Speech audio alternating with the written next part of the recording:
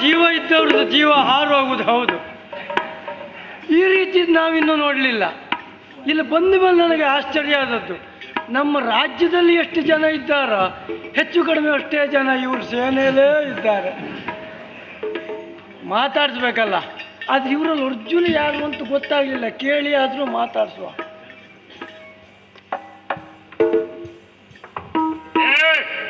ಯಾರೋ ನೀನು? ನನ್ನ ಪರಿಚಯ ನಿಮಗಾಗಲಿಲ್ಲ.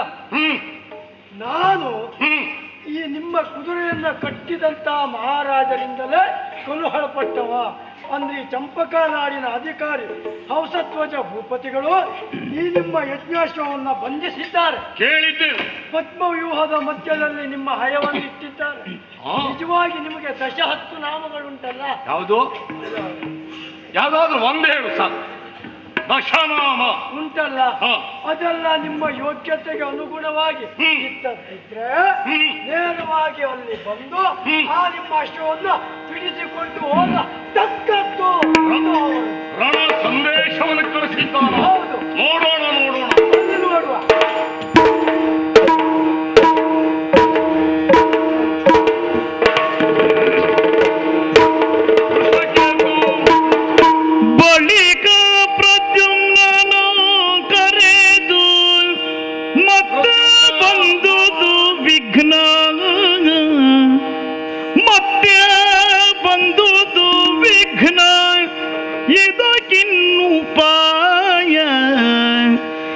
ಏನೆಂದ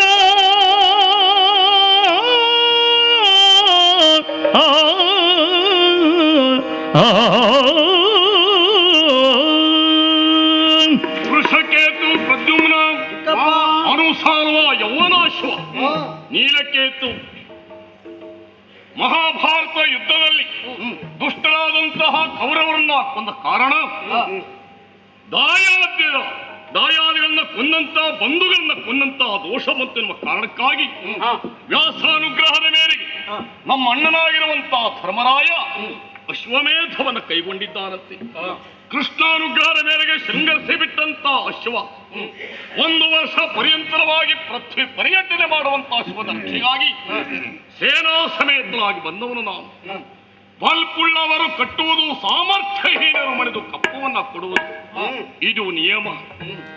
ಸಾಗಿ ಬಂದಂತ ಸಂದರ್ಭದಲ್ಲಿ ಅನೇಕ ಅವನಿಪಾಲಕರೆಲ್ಲ ನಮ್ಮ ಯೋಗ್ಯತೆಯನ್ನು ಕಾರ್ಯವನ್ನು ಒಪ್ಪಿ ಮಣಿದು ಕಪ್ಪ ಕಾಣಿಕೆಯನ್ನು ಕೊಟ್ಟಿದ್ದಾರೆ. ಇನ್ನು ಅನೇಕ ಮನೆತಂತ ಮಹಿಪಾಲನನ್ನ ಬಾಗ್ಗು ಬಡಿದು ಬಲಾತ್ಕಾರವಾಗಿಯೇ ಕಪ್ಪವನ್ನು ನಾವು ಪಡೆದಿದ್ದೇವೆ. ಹೀಗೆ ಸಾಗಿ ಬಂದಂತ ದಾರಿಯನ್ನ ಯೋಚಿಸಿದರೆ ಕ್ಷಣಕ್ಕೂ ನಮಗೆ ಕೆಲವೊಮ್ಮೆ ಅಡೆತಡೆಗಳು ಉಂಟಾದದ್ದು ಸ್ವಾಭಾವಿಕ, ಅದು ಸಹಜವೂ ಹೌದು. ಶ್ರೇಯಾಸಿ ಬಹುವಿಘ್ನಾನಿ ಎನ್ನುವ ಮಾತಿಲ್ವೇನು?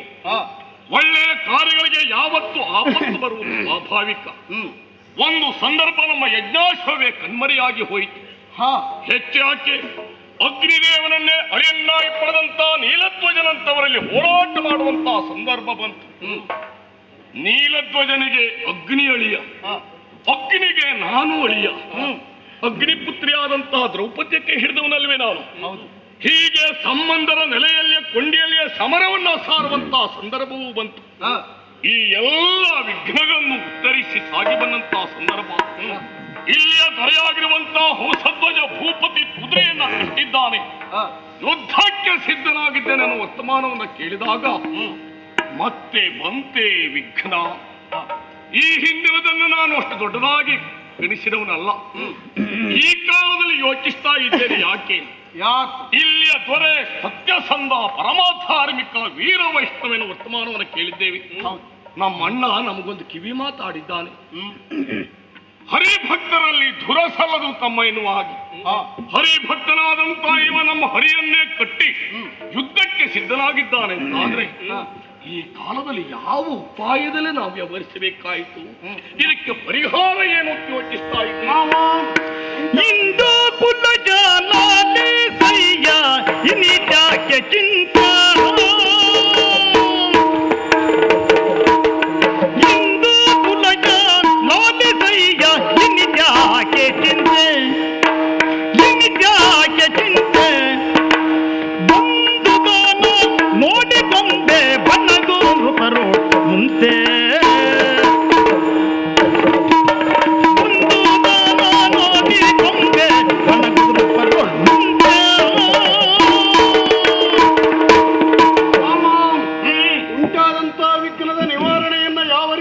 ಮಾಡಬೇಕು ಹಾ, ಎನ್ನುವುದಾಗಿ ನೀನು ಚಿಂತಾಗ್ರಸ್ತನಾಗಿದ್ದೀಯ. ಯೋಚಿಸುವುದು. ಯೋಚನೆಯನ್ನ ಮಾಡುವುದು ಬೇಡ, ಚಿಂತನೆಯನ್ನ ಮಾಡೋಣ. ಸಾಮಾನ್ಯ ಒಬ್ಬ ಹುಲುಭೂಪಾಲ ಈ ರೀತಿಯಾದಂತಹ ಕಾರ್ಯವನ್ನ ಮಾಡುವುದರ ಮೂಲಕ ನಾವು ಹಮ್ಮಿಕೊಂಡಂತ ಘನ ಕಾರ್ಯಕ್ಕೆ ವಿಘ್ನವನ್ನ ತರುತ್ತಾನೆ ಅಂತಾದ್ರೆ ಈ ಕಾರ್ಯವನ್ನ ಏನು ಹೇಗೆ ಎನ್ನುವುದನ್ನ ಒಂದು ಕ್ಷಣದಲ್ಲಿ ಅನುಮತಿಯನ್ನ ಕೊಟ್ಟೆ ಅಂತಾದ್ರೆ ನಿಮಿಷದೊಳವಾಗಿಯ ನಿಮಿಷದೊಳ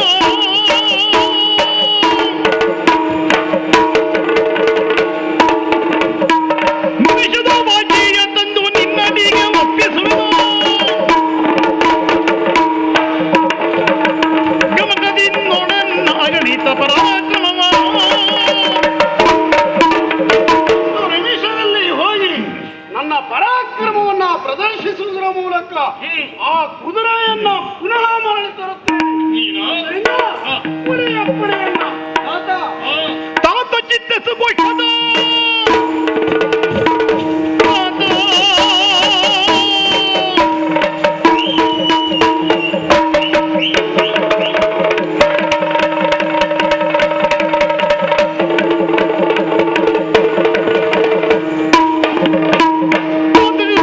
ಹರಿಕೋಲಾಯ ಅಂತಕ್ಕಿಂತ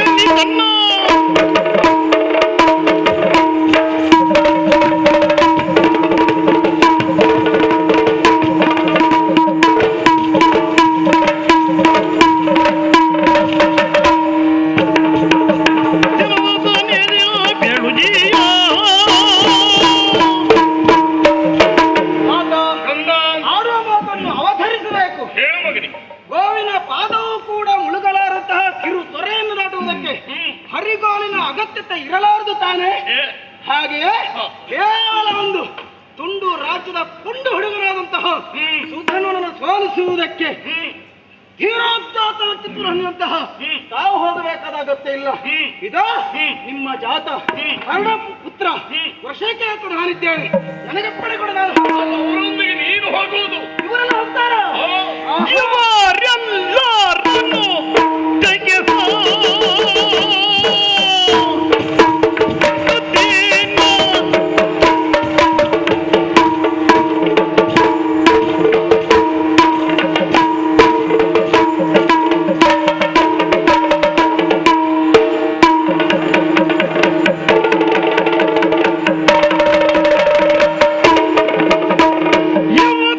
ಅಪ್ಪಣೆ ನೀನು ಮೊದಲಿ ನಾನು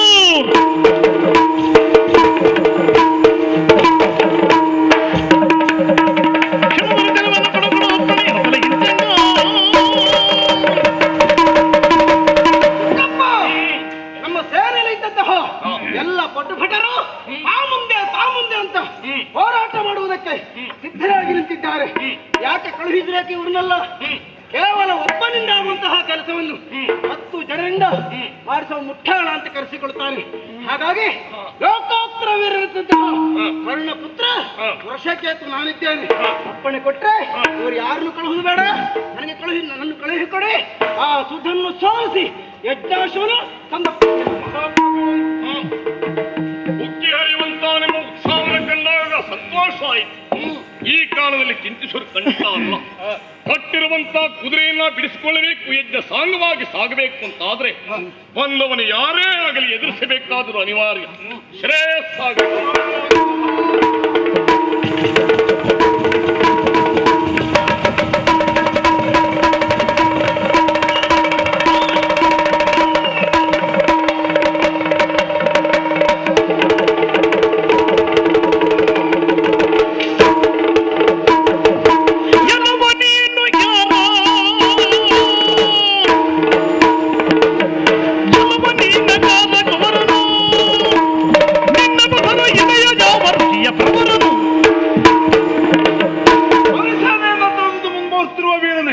ನೀನು ಯಾರು? ನಿನ್ನ ಹೆಸರೇನು? ಕುಲ ಯಾವುದು? ಪ್ರವರ ಯಾವುದು? ತಿಳಿಸು. ನನ್ನನ್ನು ವಿಚಾರಿಸುವ ನೀನು ಯಾರು ಅಂತ ಮೊದಲು ಹೇಳು. ನಾಡಿದು ಚಂಪಕಾವತಿ, ಹಂಸಧ್ವಜ ಮಹಾರಾಜ ಅವರ ಹಿರಿಯ ಮಗ ಸುಧನ್ವನ, ಮಧುಚ್ಛಂದನ ವಂಶದ ಮಧು. ನಮ್ಮೂರಲ್ಲಿ ನಮ್ಮ ಪರಿಚಯ ಇಷ್ಟೇ ಸಾಕು. ನೀ ಯಾರು ಹೇಳು? ಅಡುಕದ ಹಿತರೊಡನೆ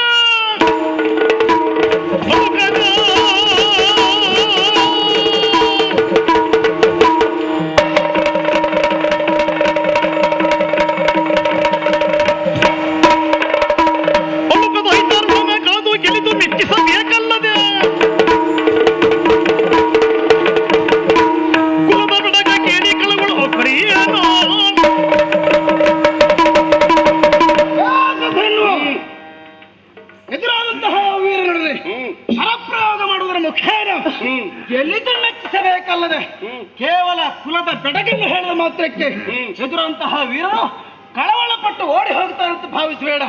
ಆದ್ರೂ ನೀನು ಪರಿಚಯ ಕೇಳಿದ ಮೇಲೆ ನಾನು ಹೇಳಲಿಲ್ಲ ಅಂತಾದ್ರೆ ನನಗೇನು ಗೊತ್ತಿಲ್ಲ ಅಂತ ಆಗ್ತದೆ. ಕಶ್ಯಪನಿಂದ ಸೂರ್ಯ, ಸೂರ್ಯನಿಂದ ಕರ್ಣ ಮಗ ವೃಷಕೇತ ಎನ್ನುವ ನಾನು ಇವತ್ತು ಬರುವುದಕ್ಕೆ ಕಾರಣ ನೀನು ಕಟ್ಟಿದೆಯಲ್ಲ ಯಜ್ಜಾಶ್ವ ನೋಡು. ಬಾಗುವ ಮುನ್ನ ಬಾಗಿ ನಡೆಯುವುದು ಲೇಸು ಅಂತ ಹೇಳಿದ್ರು. ದೊಡ್ಡವರ ಮನಕಷಾಯವನ್ನು ಯಾವ ಸಜ್ಜನನು ಕಟ್ಟಿಕೊಳ್ಳಬಾರದು. ಆದ್ದರಿಂದ ನೀತಿಯಿಂದ ಹೇಳ್ತೇನೆ, ಕಟ್ಟಿದಂತ ಯಜ್ಜಾಶ್ವವನ್ನು ಬಿಡು, ಆಮೇಲೆ ನಿಮ್ಮನ್ನು ಕಾಪಾಡ್ತೇನೆ.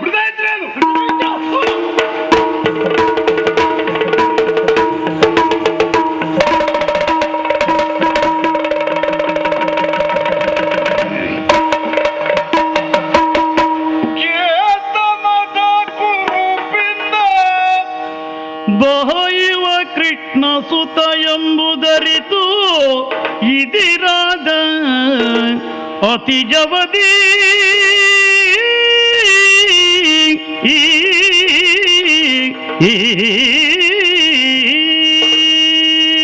ಕೇತನದ ಕುರುಹಿಂದಲೇ ಕೃಷ್ಣ ಸುತ ಎಂಬುದು ಸ್ಪಷ್ಟವಾಯಿತು. ನಾವು ದೇವರನ್ನು ಕಾಣ್ಲಿಕ್ಕೆ ಬಂದವರು, ದೇವರ ಮಗನ ಕಾಣ್ಲಿಕ್ಕೆ ಬಂದದ್ದಲ್ಲ. ಏ ಪ್ರದ್ಯುಮ್ನ, ನೀನು ಈ ಕ್ಷೇತ್ರಕ್ಕಲ್ಲವಾಗಿತ್ತು. ಮತ್ತೆ ಯಾಕೆ ಗೊತ್ತಾ? ನಿನ್ನಲ್ಲಿ ಸಾಮರ್ಥ್ಯ ಇಲ್ಲ ಅಂತಲ್ಲ, ಎರಡನ್ನ ಒಂದುಗೂಡಿಸುವ ಶಕ್ತಿ ನಿನ್ನಲ್ಲುಂಟು. ಇದು ಹಾಗಲ್ಲ, ಪ್ರಾಣ ಪ್ರಯೋಗದಿಂದ ಒಂದನ್ನ ಎರಡಾಗಿಸುವ ಸ್ಥಳ ಅದಲ್ಲ ಸಾಮರ್ಥ್ಯ ಇದೆ ಅಂತಾರೆ. ಪ್ರಯೋಗಿಸುವ ನನ್ನ ಬಾಣವನ್ನು ಶರಗಾಳಿಂದ ಶರಗಾಣ ಗಣಿಂದ ಶರಗಾಣನ್ನು ಕರೆಯುವುದೆಂದ ಎಲ್ಲವಾಗದ, ಕರೆಯುವುದೆಂದ ಎಲ್ಲವಾಗದ ಪುರುಷ ಪ್ರಕೃತಿಗಳನ್ನು ತನ್ನ ರಾಷ್ಟ್ರದ. ನೀನು ಹೇಳಿದ್ದು ನಿನ್ನ ತಿಳುವಳಿಕೆಯ ಮಟ್ಟಕ್ಕೆ ಮಾತ್ರ. ಎರಡು ಇರುವುದು ಒಂದಾಗುವುದಕ್ಕೆ, ಯೋಗ ಇದ್ದರೆ ಇನ್ನೊಂದು ಸೃಷ್ಟಿಯಾಗುವುದಕ್ಕೆ ಮಾತ್ರ ನಿನ್ನ ಬಾಣ ಕಾರ್ಯವನ್ನ ಮಾಡುತ್ತದೆ ಎನ್ನುವುದಾಗಿ ಹೇಳುತ್ತಿದ್ದೀಯ. ಅದೂ ಹೌದು. ಮಾತ್ರವಲ್ಲ, ಇನ್ನೊಂದು ನನ್ನಲ್ಲಿ ಉಂಟು ಸಾಮರ್ಥ್ಯ. ಯಾವುದು ಬಲ್ಲೆಯ? ಕೇವಲ ಪುಷ್ಪ ಬಾಣಗಳಷ್ಟೇ ಅಲ್ಲ, ನನ್ನಲ್ಲಿ ಇರುವಂತಹ ಬಾಣ ಪ್ರಯೋಗವನ್ನು ಮಾಡಿದೆ ಅಂತಾದರೆ ಇನ್ನೂ ಒಂದು ದುಷ್ಟ ಶಕ್ತಿಯ ನಾಶವೂ ಕೂಡ ಆಗುತ್ತದೆ. ಯಾಕೆಂದರೆ ಹಿಂದೊಮ್ಮೆ ನಾನು ಆ ಶಿವನ ತಪಸ್ಸನ್ನ ಕೆಡಿಸುವುದರ ಮೂಲಕವಾಗಿ ಲೋಕ ಕಲ್ಯಾಣವನ್ನ ಮಾಡಿದಾಗ ಮೃಡಾರಿ ಎನ್ನುವಂತಹ ಬಿರುದನ್ನ ನಾನು ಪಡೆದವ. ಈಗ ನಿನ್ನನ್ನ ಕೊಲ್ಲುವುದರೊಂದಿಗೆ ಸುಧನ್ವಾರಿ ಎನ್ನುವ ಬಿರುದಿಗೆ ಪಾತ್ರರಾಗುತ್ತೇನೆ. ಮುಂದೆ ನಮಗಲ್ಲ ನಿಮ್ಮ ಬಾಣ ತಾಗಲಾರದು. ಯಾಕೆಂದ್ರೆ ನಾವು ಪರಮ ಭಾಗವತರು. ಏನ್ ಬಯಲಾಟ ಆಡಿಸುವ ಭಾಗವತರು ಅಂತ ಮಾಡಿದ್ವಿ. ಪರಮ ಭಾಗವತರು ಶ್ರೀಕೃಷ್ಣನ ಸದಾಕಾಲ ಆರಾಧಿಸುವವರು ನಾವು. ನಮಗೆ ನಿನ್ನ ಬಾಣ ತಾಗಲಿ.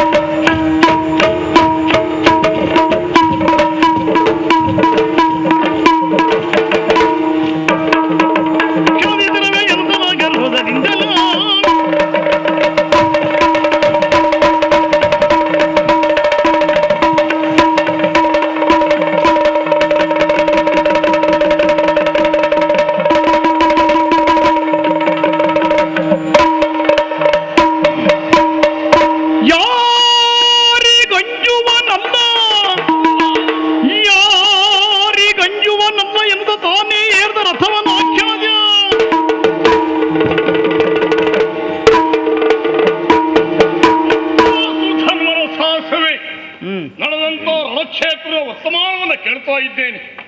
ಅನುಸಾಲ್ವ ಯವನಾಶ್ವ ವೃಷಕೇತು ಪ್ರದ್ಯುಮ್ನ ನೀಲಧ್ವಜ ಎಲ್ಲ ನಡೆದಂತ ಹೋರಾಟದಲ್ಲಿ ಸೋತು ಧರಾಶಾಯಿಗಳಾಗಿದ್ದಾರಂತೆ. ಹಾಗಿದ್ರೆ ಇವರು ಯಾರಿಗೂ ಇವ ಅಂಜೋನಲ್ಲ ಅಂತಾಯ್ತು. ಓ ಇವರ್ಯಾರಿಗೂ ಅಂಜನೆ ಇರಬಹುದು, ಆದರೆ ಈ ಪಾರ್ಥ ಯಾರಿಗೂ ಅಂಜುವವನಲ್ಲ. ಇದು ಅವನಿಗೆ ಗೊತ್ತಾಗಬೇಕು ಅಂತಾದ್ರೆ